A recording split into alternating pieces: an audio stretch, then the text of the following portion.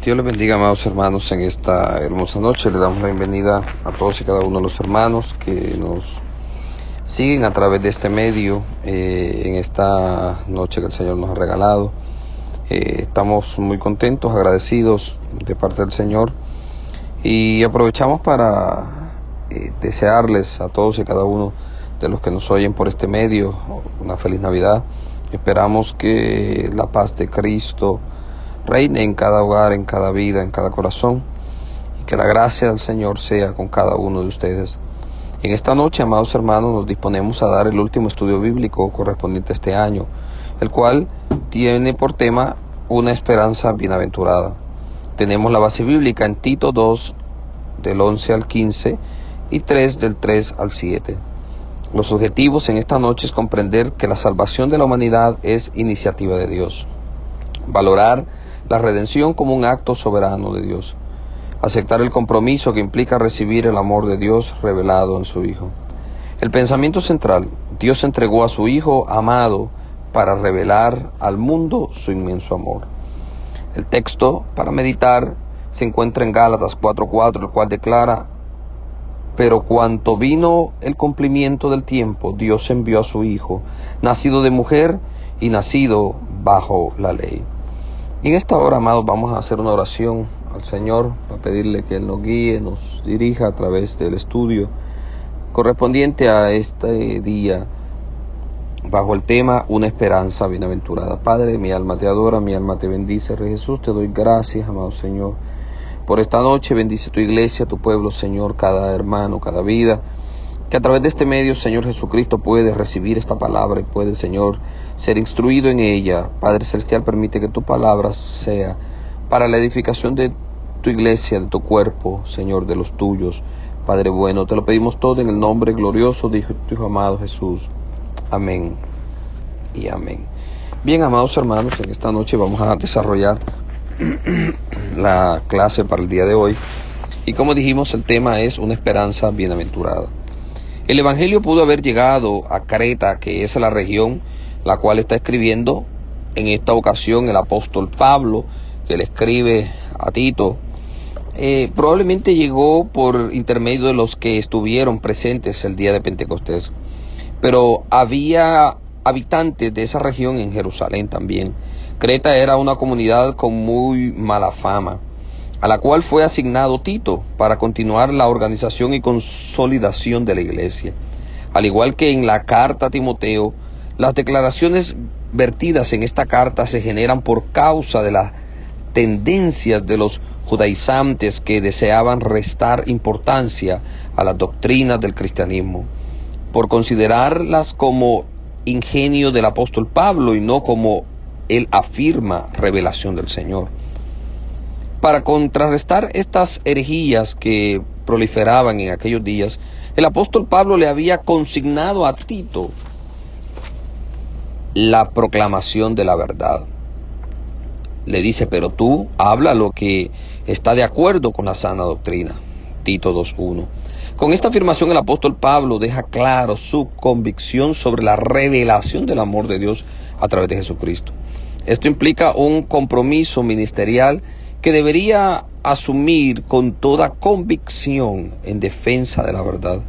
En la carta a Tito, el apóstol señala lo que Dios ha hecho a favor de los suyos, el propósito de su acción en el mundo y la finalidad de su manifestación gloriosa.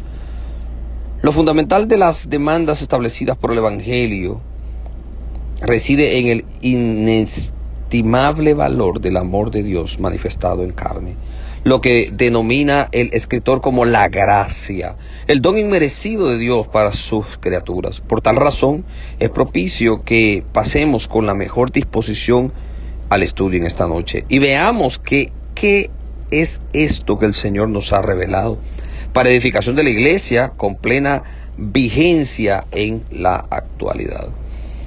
La lección del día de hoy se divide, amados, en 3 secciones. La sección 1, la gracia del Señor se ha manifestado, la cual a su vez se subdivide en el literal A, salvación a todos los humanos, literal B, con una esperanza bienaventurada. La sección 2, para ser herederos de la vida eterna. sus subdivisiones, literal A, se dio a sí mismo por nosotros, literal B, manifestó su bondad para con todos los hombres. La tercera parte nos dice, nos salvó no por obras, sino por su misericordia. Literal A, por la renovación del Espíritu Santo. Literal B, justificándonos por su gracia. Así que pasamos en esta hora a la parte número 1, en lo que es el literal A, para salvación a todos los hombres. La gracia del Señor se ha manifestado para salvación de todos los hombres. Y dice Tito 2, 11 y 12, porque la gracia de Dios se ha manifestado para salvación a todos los hombres, enseñándonos que renunciando a la impiedad, a los deseos mundanos, vivamos en este siglo sobria, justa y piadosamente. La primera venida de Jesús como Salvador y Redentor del género humano fue un suceso que marcó la historia. Pablo afirma que la gracia de Dios se ha manifestado para salvación a todos los hombres. Se ofrece a todos sin distinción ni excepción. El hecho de que esta gracia no salve a todos los hombres se debe a que no todos la reciben. Esta salvación es efectiva para todos los que han aceptado este grandioso don. Ya sea ancianos, jóvenes, niños, siervos, libres, quienes así lo acepten, tienen el privilegio de gozar de esta hermosa salvación. Esta gracia divina viene como una iluminación, pues nos enseña, nos educa y nos corrige. En realidad, el propósito del mismo Dios al manifestar esta gracia fue que los creyentes fueran instruidos, preparados, con el fin de que renunciando a la impiedad, dice, y a los deseos mundanos, vivamos en este mundo sobrio, justa y piadosamente. Así pues, el propósito salvador de Dios se expresa en forma negativa y positiva. Negativa para que renunciemos a la impiedad y a los deseos mundanos, es decir, a los deseos pecaminosos que no se relacionan con el reino de Dios y pertenecen al mundo que da las espaldas a Dios. Positivamente para que vivamos en este siglo sobria, justa y piadosamente, es decir, mostrando las virtudes de una conducta ejemplar, sobria, con dominio de nosotros mismos, justa, al tratar a los demás con honestidad y justicia, con verdad, reverencia y amor, para con aquel que nos ha concedido una salvación tan grande. Así hemos de vivir en este siglo, es decir, en una época cuyo espíritu no es ni sobrio ni justo, ni piadoso, porque como consecuencia de esta enseñanza estamos aguardando la manifestación visible de nuestro gran Dios y Salvador, Jesucristo. Enseñándonos, dice el versículo 12, que renunciando a la impiedad y a los deseos mundanos, vivamos en este siglo sobria, justa y piadosamente. Él mismo dijo, Jesucristo mismo dijo, que cuando volviera de nuevo no sería en humillación, sino en la gloria de su Padre, así como con su propia gloria celestial. Entonces el creyente piadoso se santifica mientras espera, y espera mientras se santifica. Continuamos los versos 13 al 15, el literal B de la primera parte. La gracia del Señor se ha manifestado con una esperanza bienaventurada.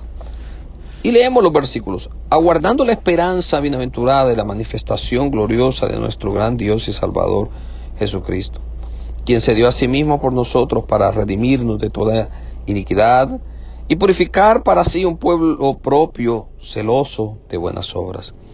Esto habla, exhorta y reprende con toda autoridad. Nadie te menosprecie. Las exigencias de una vida sobria, justa y piadosa, como consecuencia de una separación del mundo y sus placeres, tiene un incentivo inigualable: la esperanza dichosa de ver y permanecer junto a nuestro Señor. No hay nada como un gran propósito y una meta importante para guardar a un hombre de las bajezas y ayudarle a resistir las tentaciones. El hombre que sabe que Dios está al final del camino hará de su vida una preparación para encontrarse con Él. La gracia manifiesta viene a prepararnos para este glorioso evento, que consiste en el clímax del amor de Dios por sus criaturas, colocándonos en una nueva ciudad bajo el dominio de su Hijo y con un estilo de vida semejante al suyo. Cuán hermoso y alentador es este mensaje. El propósito de Cristo al morir por nosotros fue rescatarnos de la esclavitud del pecado y purificar para sí un pueblo propio, es decir, adquirir un pueblo para sí mismo y prepararlo para cumplir el deseo de su voluntad. Esta expresión nos recuerda las palabras semejantes de la promesa hecha a Israel como resultado de su obediencia a Dios. Vosotros seréis mi especial tesoro, le dijo el Señor en Éxodo 19:5. Además, el propósito redentor de Cristo fue no solo liberar de la ilegalidad, sino también tener como propio un pueblo celoso de buenas obras. La experiencia cristiana no es una simple liberación negativa del mal, es una realización positiva, activa, voluntaria, anhelante del bien. La redención asegura la santificación, se manifiesta en una vida de servicio. Como consecuencia, esto habla, escribe el apóstol, pero agrega, exhorta, porque había que hacer que las verdades influyeran en la conciencia y se convirtieran en conductas rectas. Y reprende, porque cuando hay faltas y desviaciones, Tito debe de amonestar, reprochar a los culpables. Por último, estas exhortaciones y amonestaciones debían ser hechas con autoridad, de modo que nadie considerara con ligereza al embajador de Cristo. Debe hablar con la autoridad que procede del conocimiento de la voluntad divina y del propósito salvador de Dios. La parte número 2, amados, para ser herederos de la vida eterna.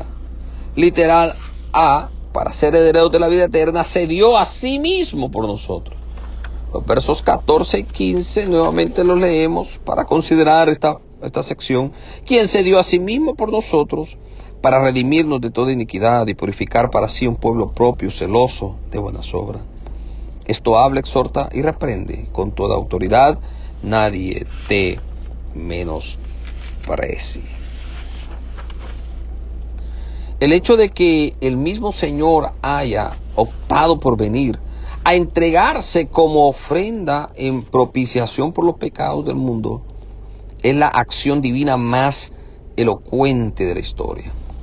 Se dio a sí mismo por nosotros, misterio insondable, no solo para pagar el precio de nuestra esclavitud y sacarnos de este sucio mercado, sino además para purificarnos, que es el equivalente a santificarnos. Así que no solo somos adquiridos habiéndose pagado el precio más alto, la sangre de Cristo, también se nos otorga la dignidad más alta. Como dice 1 Juan 3:1, mirad cuál amor nos ha dado el Padre para que seamos llamados hijos de Dios. Tenemos el privilegio de llamarnos hijos de Dios, amados, con todo lo que ello representa. Título que nos garantiza que pertenecemos a una familia con todos los derechos, privilegios. No hay acción más noble que supere lo realizado por Jesús. En Romanos 6:18 el apóstol dice, y libertarnos del pecado, viniste a ser siervo de justicia. Nuestra experiencia puede concebirse como un cambio de estatus. Antes éramos esclavos del pecado, ahora somos siervos de Dios. Él no consideró el precio demasiado alto, tratándose de nuestra salvación.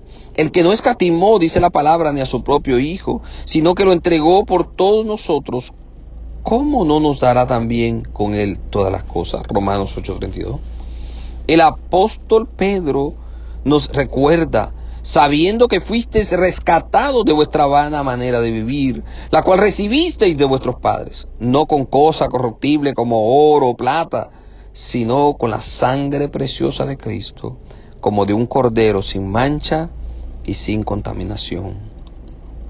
En esto consiste la acción de Dios por amor a los pecadores. No esperó por un cambio en la vida de la humanidad, sino que se entregó por ella. Solo Él podía realizar un sacrificio perfecto para una redención perfecta. El precio de este don es inmensurable, no se puede medir, y reclama con un propósito vertical de los que se hagan llamar seguidores de Cristo. Este reclamo está basado en la condición del pueblo adquirido. Mas vosotros sois linaje escogido, real sacerdocio, nación santa, pueblo adquirido por Dios, para que anunciéis las virtudes de aquel que os llamó de las tinieblas a su luz admirable. 1 Pedro 2:9. La parte 2, el literal B, dice lo siguiente: para ser herederos de la vida eterna, manifestó su bondad para con todos los hombres. Esto lo vamos a ver en los versículos, en el capítulo 3, versículo 4 de Tito, el cual declara lo siguiente: porque nosotros, también éramos en otro tiempo insensatos, rebeldes, extraviados, esclavos de concupiscencias y deleites diversos, viviendo en malicia, envidia, aborrecibles y aborreciéndonos unos a otros. Pero cuando se manifestó la bondad de Dios, nuestro Salvador, y su amor para con todos los hombres, nos salvó, no por obras de justicia que nosotros hubiésemos hecho, sino por su misericordia, por el lavamiento de la regeneración y por la renovación del Espíritu Santo. Bien, veamos lo que nos declara esta sección. Manifestó su bondad para con todos los hombres. La soberanía de Dios hace patente en el texto que abre una afirmación de tiempo. Cuando se manifestó, es decir, cuando Dios quiso hacerlo, o como declara a los Gálatas, cuando vino el cumplimiento del tiempo. Los versos que hemos leído dice: pero cuando se manifestó la bondad de Dios, nuestro Salvador, y su amor para con todos los hombres. De acuerdo con la cronología divina, Dios se manifestó en forma de hombre para traer salvación a la humanidad perdida.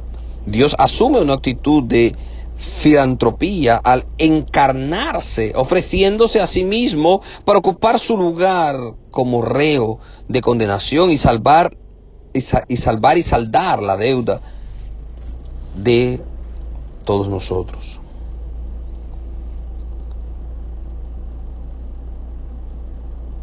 Es la actitud de la gracia de Dios altruista y desprendida a favor de pecadores que no la merecen.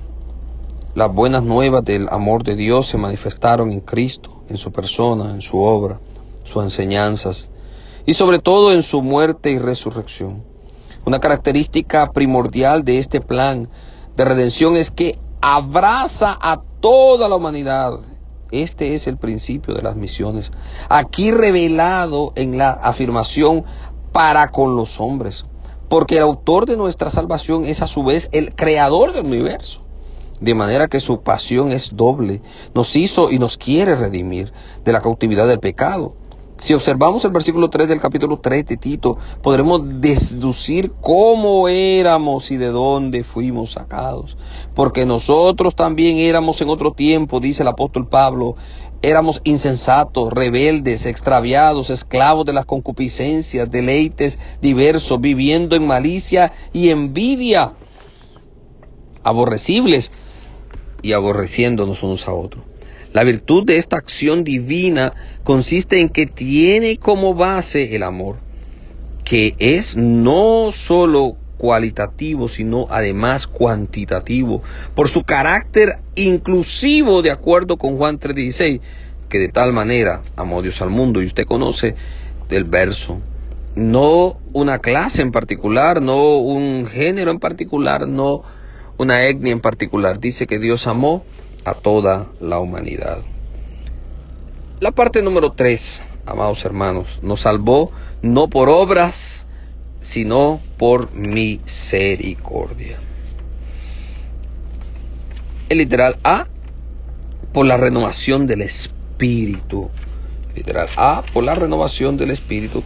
Y veamos los versos nuevamente, los vamos a considerar.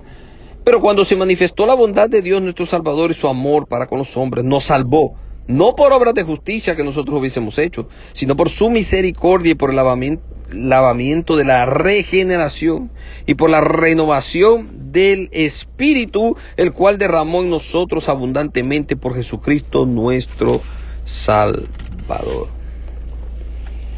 Bien, vemos cómo el Señor, amén, nos salvó por la renovación del Espíritu. Las tres personas de la Trinidad entran en acción en la obra de la salvación. El Hijo efectúa la redención. El Padre perdona y justifica al pecador y envía al Espíritu Santo como santificador. Ahora, los que han sido alcanzados por la gracia no tienen de qué gloriarse. No por obras para que nadie se gloríe, dice la palabra. Así que quedan removidos los falsos fundamentos, los falsos triunfalismos. No se trata de un esfuerzo humano, sino de una acción divina a causa de la debilidad humana. Categorizantemente afirma el apóstol Pablo, por su misericordia. Por su misericordia. Se entiende entonces que en ningún caso es por mérito propio, por mérito humano. Cuando el apóstol se refiere al lavamiento, sin duda alude al bautismo, rito usado en el antiguo pacto para la purificación de los cuerpos y en la iglesia como medio para ser admitidos como miembros del organismo. Este símbolo visible es contemplado como una obra de gracia, un acto de fe. El bautismo es una forma externa de confirmación de la obra de gracia de Jesucristo realizada en el corazón del creyente. Tomando en este contexto el bautismo correspondiente a la confesión de fe, ciertamente salva, según afirma el apóstol Pedro. Es decir, su valor depende de la conciencia del que se bautiza y no de la ceremonia en sí. El Evangelio de Cristo tiene su principio fundamental en la renovación. Esto es recrear al ser humano, lo cual solo es posible por el poder del Espíritu Santo. ¿Quién convence? ¿Quién guía? ¿Quién ilumina? ¿Quién trae palabra? ¿Quién nos ayuda a vivir una vida recta delante de Dios? Este es el Espíritu Santo. Esta es la obra interior que solo el Espíritu Santo es capaz de realizar. Solo Él le ha sido encomendado. Cristo vino al mundo concebido por el Espíritu Santo.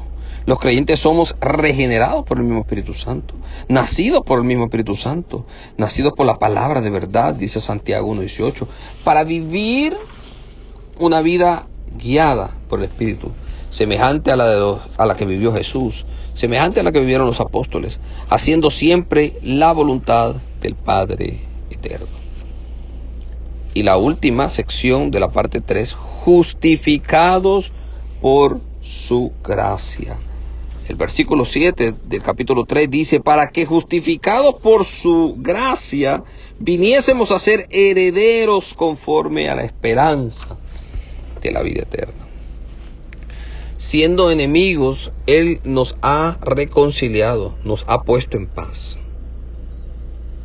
con Dios, nuestro Creador, y ha determinado compartir su herencia con nosotros. Esto parece ser incomprensible por los humanos, porque es la suma del más grande amor jamás otorgado por nadie. Esto es lo que Pablo escribe a los Efesios. En Él asimismo tuvimos herencia, habiendo sido predestinados conforme al propósito del que hace todas las cosas, según el designio de su voluntad, a fin de que seamos para alabanza de su gloria. Nosotros, los que primeramente esperamos en Cristo, al considerar nuestra ineptitud a causa del pecado y ser levantados a tan inmerecida condición de herederos y coherederos con Cristo, debemos celebrar con gratitud, como les dice Pablo a los colosenses, con gozo, dando gracias al Padre que nos hizo aptos para participar de la herencia de los santos en la luz. De manera que hemos sido considerados para una doble herencia, no solo la que Dios directamente nos proporciona en la persona de su Hijo, sino además aquella de la cual el Hijo nos hace partícipes por su amor. No puede haber mejor herencia que la que Él nos ofrece. La proclamación de este evangelio debe hacerse con poder en medio de esta generación de desposeídos.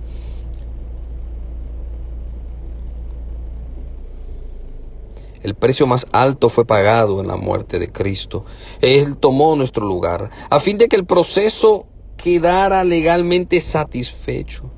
Dice la palabra que todos pecamos y estábamos destruidos de la gloria de Dios. Pero Jesús vino a tomar nuestro lugar para que este proceso fuese legalmente satisfecho. La justificación es obra de la gracia revelada en Cristo e imputada a los que creen en su nombre. Nada puede impedir que los que han sido justificados por esa gracia lleguen a ser ahora herederos de las promesas que antes combatían por ignorancia en su pecado. Romanos 10, 3, 4 dice: porque ignorando la justicia de Dios y procurando establecer la suya propia, no se han sujetado a la justicia de Dios, porque el fin de la ley es Cristo para justicia a todo aquel que cree. Bajo la gracia de Cristo todos tenemos cobertura si asumimos con fe genuina su plan de redención y vivimos conforme a su palabra. Aleluya, qué bueno es el Señor, amados hermanos. Así que en esta noche, amados, las buenas nuevas de salvación, mire, es que Cristo pagó el precio. Es que por gracia hemos sido salvos. Es que esa gracia nos santifica también, nos motiva a vivir una vida piadosa delante de Él. Las buenas nuevas de salvación se fundamentan en que no podemos ser salvos por nuestra propia justicia, a través de intentar vivir una vida diferente, sino que somos salvos gratuitamente por su gracia, por la fe en nuestro Señor Jesucristo. Pero esta gracia debe transformar nuestras vidas al grado de producir buenas obras en nosotros por amor de su nombre. Nuestro servicio a Él no nos salva, pero somos salvos para servir. La gracia de Dios debe ser motivo de acciones de evangelización que destaquen la proclamación de su inmenso amor. Una afirmación que encierre todo el plan de redención y la razón de ser de la encarnación de Jesucristo como la revelación de su amor. La manifestación de la gracia de Dios nos vino a traer lo que no podíamos alcanzar de otro modo. Pero esta gracia demanda que renunciemos, amados hermanos, a la impiedad, a los deseos mundanos, y tenemos vida y vida en abundancia. Esta ley no mata, esta ley da vida. La ley del Antiguo Testamento producía muerte y desesperanza, pero la gracia trajo vida y esperanza bienaventurada. Como dijo el apóstol Pablo a los Corintios en su primera carta, capítulo 3, versículos 9 al 11, porque si el ministerio de condenación fue con gloria, mucho más abundará en gloria el ministerio de justificación. Si lo que perece tuvo gloria, mucho más glorioso será lo que permanece. Ha sido de esta gloriosa revelación de Cristo debemos proclamar y exaltar la gloria de Dios que se ha manifestado a la humanidad. En la historia de la humanidad no ha existido hecho más relevante que la revelación de Cristo en la tierra.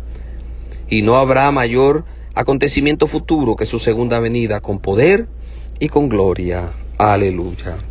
Así que, amados hermanos, en estos días que también se contempla y se observan estas fechas como motivo de gozo y de alegría para conmemorar, celebrar el nacimiento de nuestro Señor Jesucristo, tenemos que recordarnos que todo el propósito y toda la razón de todos estos acontecimientos, de aquel suceso allá en Belén, de aquella virgen que no tuvo lugar más que en el mesón, de aquellos sabios que llegaron a adorar, y de todos aquellos acontecimientos, todo el propósito era solamente uno: dar gracia salvadora. Así que adoramos al Padre, adoramos al Hijo, adoramos a su Santo Espíritu por la gracia que se nos ha sido dado.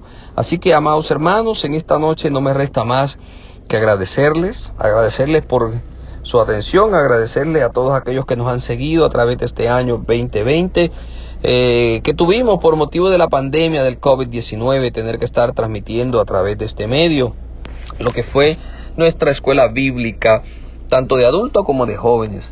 Esperamos pronto restablecer nuestra escuela bíblica de manera presencial. La Iglesia de Dios Pentecostal MI en Guilarte está trabajando para ese fin, para ese propósito.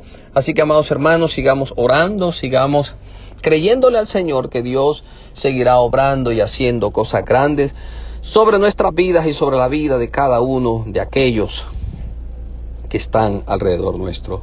La gracia y la paz del Señor Jesucristo sea con todos y cada uno de nuestros amados hermanos. Dios les bendiga, Dios les guarde. Amén.